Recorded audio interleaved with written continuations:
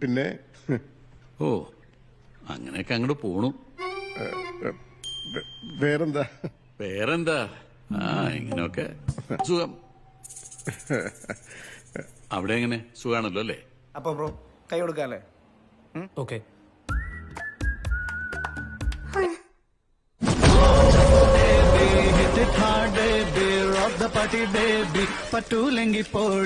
നിന്നെങ്ങനെ ഈ പരിസരത്ത് കണ്ടോ?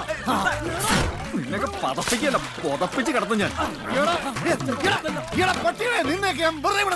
ഗുണ്ടയെന്ന അപരനാമമുള്ളയാൾ ഗുണ്ട തന്നെയാ, പോലീസ് ഗുണ്ട. പിടിച്ചുകൊണ്ടുവരാൻ പറഞ്ഞാൽ കൊന്നുകൊണ്ടുവരുന്ന ഇനം.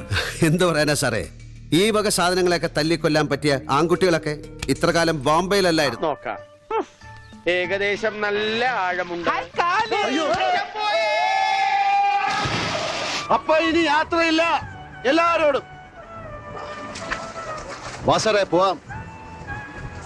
ഇനി നിന്ന വേലായുധം കരയുന്നത് എല്ലാവരും കാണും. അത് മോശ.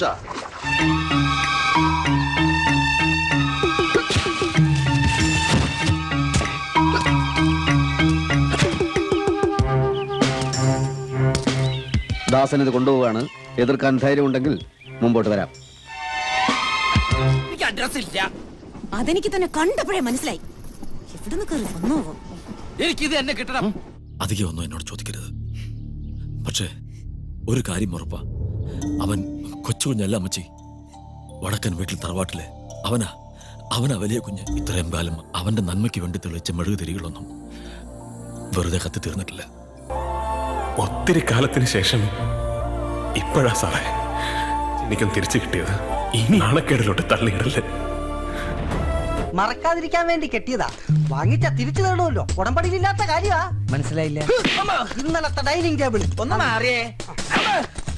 ഇന്നലത്തെ ടച്ചിങ്സ് എല്ലാം അടിച്ചു വെച്ചിട്ട് ഇറങ്ങി പോടാ. ആരും ചന്തുവിനെ തോൽപ്പിച്ചിട്ടില്ല. ചന്തുവിനെ ഇനിയും തോൽപ്പിക്കാൻ നിന്നാൽ എന്റെ ലാസ്റ്റ് ബസ്. അതുകൊണ്ട് ഞാൻ പോണേ. വിട്ടുകളയണ്ട, വളച്ചോട് അല്ലെങ്കിൽ വല്ല ആമ്പിളിനെ കുത്തിക്കൊണ്ട് പോവും.